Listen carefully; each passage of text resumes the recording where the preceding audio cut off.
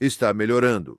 Me mostraram uma estatística ontem que afirmava que nos últimos 22 meses, 30% de todos os dólares que já existiram na história foram impressos. Pare e reflita sobre isso. Isso é uma quantia absolutamente enorme de dinheiro.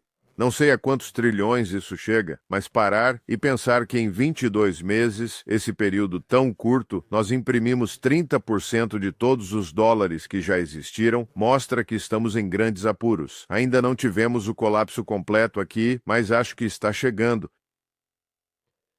Bem, fico feliz que mencionou esta nova estratégia de segurança nacional, porque é muito difícil às vezes, sim, prever o que Trump fará. Ele tende a ir e vir muito em termos de como ele quer acabar com a guerra na Ucrânia também, mas com esta nova estratégia de segurança parece que temos algo concreto no papel, então em termos de como Trump quer abordar isso. Mas o que esta nova estratégia de segurança te diz sobre como os EUA provavelmente lidarão com a guerra na Ucrânia? Quer dizer, ela lida com isso diretamente, mas acho que as ideias mais amplas apresentadas neste documento.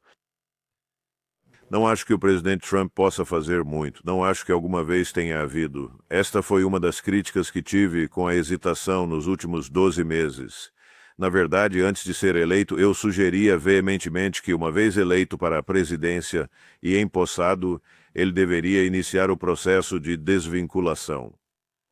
Não há muito o que possa ser feito a esta altura. A oportunidade para Washington liderar a OTAN numa direção diferente foi perdida lá em 2022, quando a primeira oportunidade surgiu na forma de um acordo alcançado na Turquia, em Istambul. Isso foi sumariamente rejeitado. As discussões subsequentes foram todas sem sentido, porque todos estavam convencidos de que a Rússia, com tempo suficiente, desmoronaria, que a Rússia era fraca, que o governo não se sustentaria, que Putin era o ditador malvado que, nessas circunstâncias, seria voluntariamente removido por sua população. Bem, é tudo bobagem. Mas nós mantivemos esse mantra e mesmo depois que Trump começou a se recompor, na corrida para sua eleição, uma vez no cargo, ele começou a repetir todas as mentiras que se tornaram padrão na OTAN e em todo o Ocidente, eram prevalentes na mídia. As alegações ultrajantes de pesadas baixas russas quando os russos tinham baixas, mas não as mais graves. As baixas graves eram dos ucranianos, quer dizer, você acabou de debater e tocou em alguns desses assuntos com este britânico, acho que era um almirante, não me lembro. Ele era um almirante ou um general? Sabe, as pessoas ainda vivem num mundo de fantasia aqui nos Estados Unidos e na Europa Ocidental. O americano médio sabe que as coisas não estão indo bem economicamente, mas... Sabe, uma marreta está vindo em sua direção, mas até que ela finalmente te atinja na cabeça, você realmente não entende o que significa. Acho que é onde estamos com tudo no Ocidente agora. Estamos num marasmo, como se diz. Uma zona de transição entre a realidade e a fantasia. A realidade está chegando. É como olhar para um trem que vem pelos trilhos, uma locomotiva. Está vindo na sua direção, mas até que chegue à estação, você desconfia. Sabe, você é cético. Não está realmente chegando, mas está. Então eu não acho que isto seja um documento de estratégia. Não há estratégia. Estratégia significa que há uma estrutura coerente. Há marcos.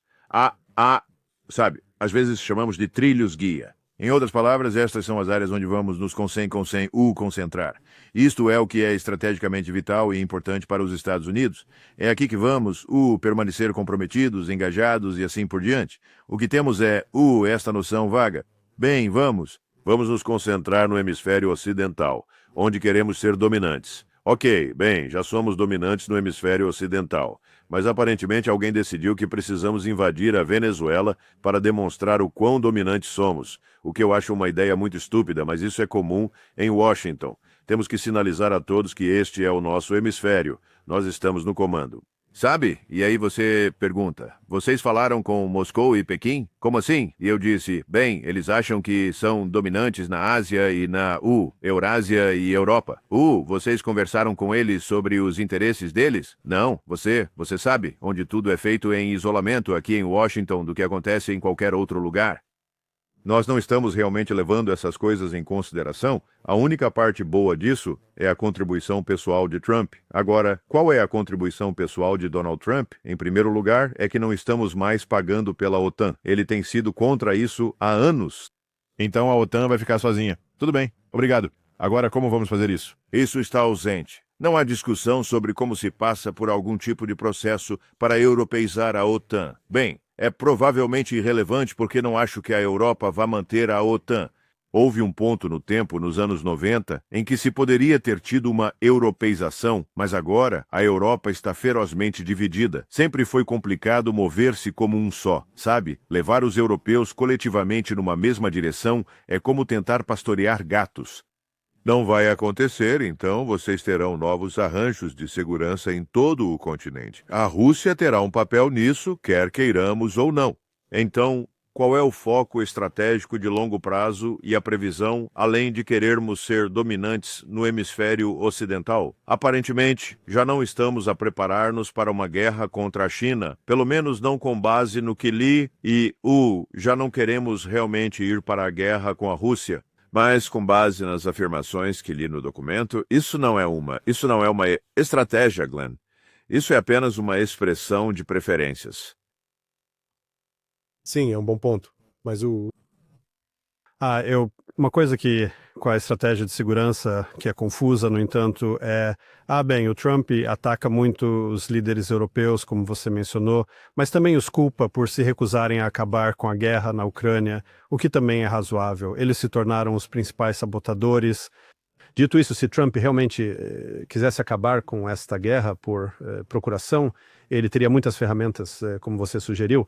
O Zebekura tem toda a inteligência na Ucrânia, eles estão vendendo as armas, eles têm dado armas, eles fazem o planejamento militar. Então, em grande parte, esta ainda é a guerra de Trump. Eu entendo que ele ainda quer manter alguma presença e envolvimento para que a Ucrânia não se desintegre simplesmente, mas que haja alguma base para negociar. Dito isso, ele tem muita possibilidade, no entanto, de pressionar tanto Zelensky quanto os europeus. Como você entende isso, dado que a guerra meio que continua, ele está apenas jogando a culpa? Isso são só narrativas ou como você entende isso? Bem, estou com dificuldade em entender o documento, pois, novamente, conheço o presidente Trump e suas opiniões pessoais, o que ele gostaria que acontecesse. Isso é bom, mas isso não é uma estratégia. A estratégia é, se você vai se desvincular do desastre da Ucrânia, como você faz isso? Você sabe, e eu?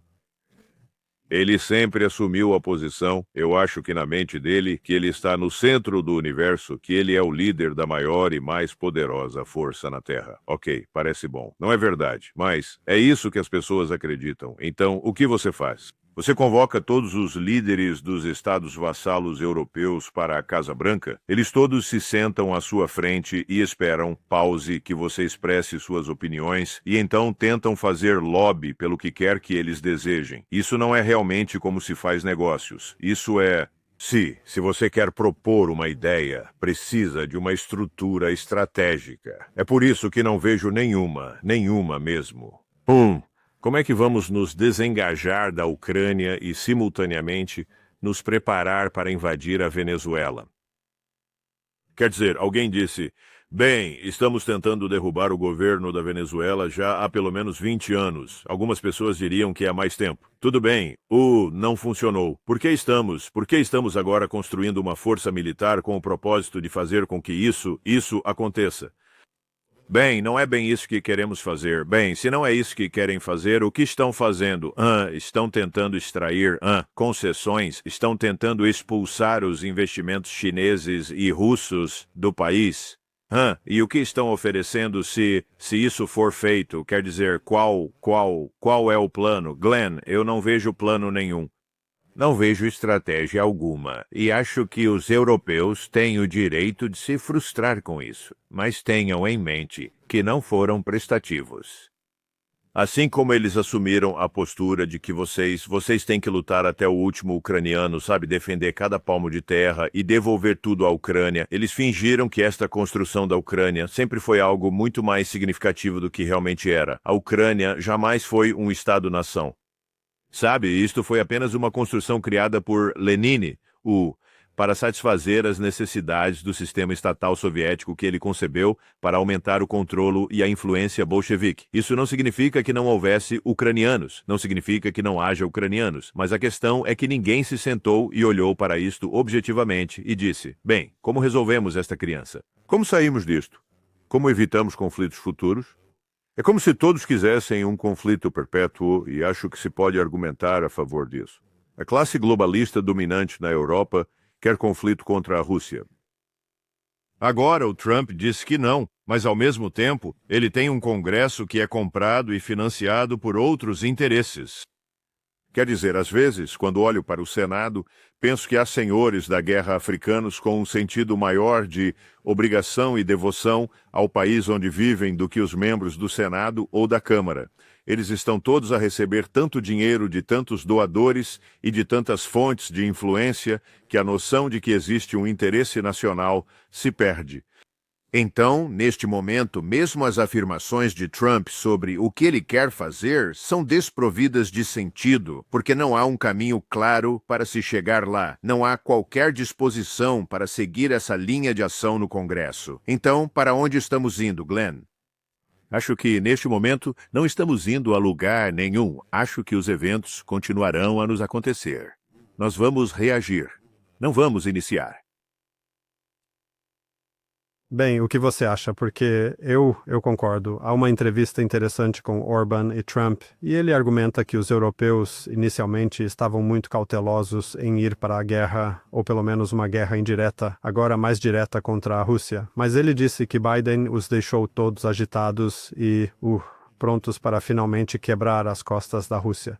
Mas agora, claro, os europeus estão tão metidos nisso que bem, não tem volta. Eles continuam mesmo com a retirada americana. Mas isso levanta a questão, para onde tudo isso está indo com a Europa? Você acha que a Europa poderia estar caminhando para o colapso? Eles estão se preparando para uma guerra real com a Rússia, ou isso é apenas uma postura? Porque enquanto a retórica dos europeus mantém escalando, os russos também estão a reagir a isto agora. Não é apenas raiva, quer dizer, eles podem estar zangados e ainda ter uma visão objetiva de qual é a melhor abordagem, mas para além de qualquer raiva, eles agora também veem cada vez mais a Europa como o principal inimigo. A Europa que basicamente armou a Ucrânia para isso. Porque, de novo, se voltar a 2014, foi o quê? 20% dos ucranianos queriam fazer parte da OTAN, nenhum deles queria lutar contra a Rússia, nenhum deles queria cancelar a ucraniana, a língua russa. E, novamente, toda a guerra foi, em grande parte, imposta aos ucranianos. E os europeus são agora vistos como os vilões principais. Então, parece que estamos indo para algo bastante perigoso e, não é improvável que os russos estejam agora mais preparados para retaliar, especialmente se virem os americanos com menos entusiasmo pela Europa. Bem, não creio que a maioria dos americanos esteja sequer remotamente ligada à Europa do ponto de vista da segurança nacional. A maioria deles não sabe nada sobre a OTAN. A maioria não está ciente da distribuição das nossas forças armadas por todo o mundo. Quer dizer, eles sabem que estão lá fora, mas além disso não sabem muito sobre isso. A máquina de guerra que construímos está, em grande parte, totalmente descontrolada. Ela continuou a se expandir e a aumentar sem muita consulta com o povo americano, e o povo americano não foi envolvido. Então, acho que há dois lados para isso. Você tem muitas pessoas da minha geração e mais velhas que estão horrorizadas, que acreditam que se os europeus não forem, de alguma forma, estabilizados pela nossa influência política, militar e econômica, que eles vão brigar entre si e voltar à guerra. Literalmente, há quem acredite que temos um interesse de longo prazo em ajudar a Europa a evitar isso e que de alguma forma temos que pastorear os gatos. Como disse no início, não partilho dessa opinião. Nunca partilhei. Senti-me convicto no início dos anos 90, depois de regressarmos do Golfo, que era hora de sairmos. Sabe, isto vai soar como um clichê, mas é hora de deixar os europeus serem europeus. Acho que os europeus adotaram uma abordagem muito pouco saudável, e essa abordagem tem sido nos emular, tentar imitar a nossa tolice de muitas maneiras. Não acho que a migração massiva do norte da África e Oriente Médio, de 2015, teria ocorrido se não estivéssemos na Europa.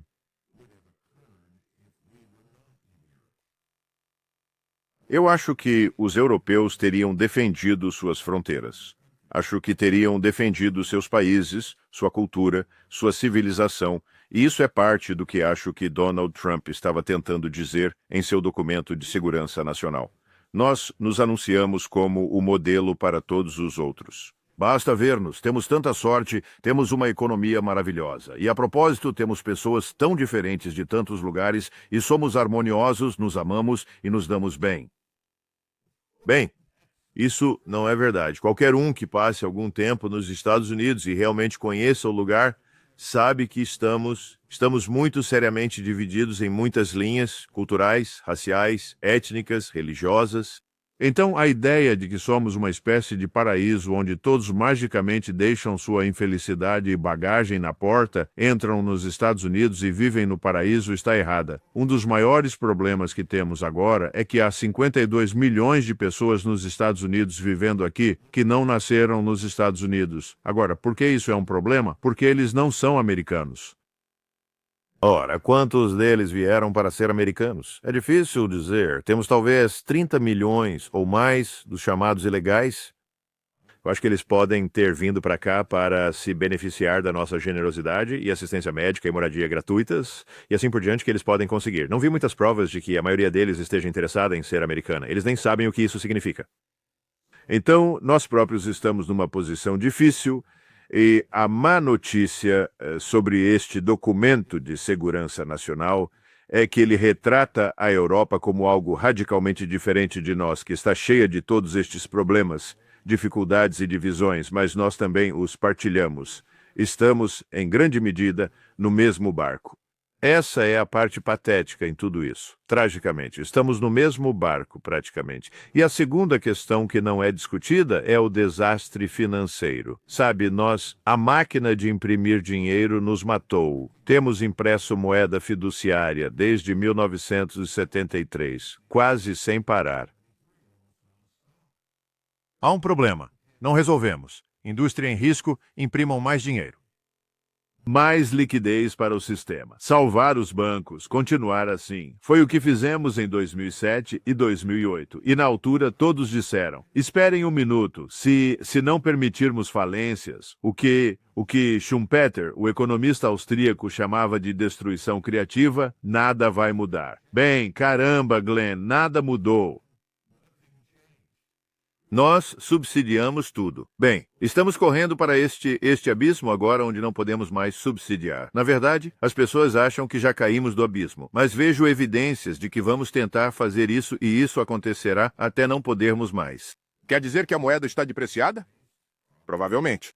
Vamos acabar como a República de Weimar? Existe uma probabilidade muito alta de isso acontecer neste momento. E a pergunta é, o que se faz? Se não for possível adotar um padrão ouro, ou um padrão prata, ou algum tipo de padrão, o que se faz? Você usa moeda digital? Bem, você não vai querer essa moeda digital que estamos inventando, que significa uma moeda igual a $1. Quem quer isso? É um desperdício de dinheiro. Então, o Bitcoin é um animal bem diferente que vai se tornar, eu acho, cada vez mais atraente para as pessoas. Será que vai funcionar? Eu não sei. O que estou tentando dizer é que há duas partes para isso. Uma é aceitar a nossa própria realidade estratégica, assim como a realidade estratégica europeia.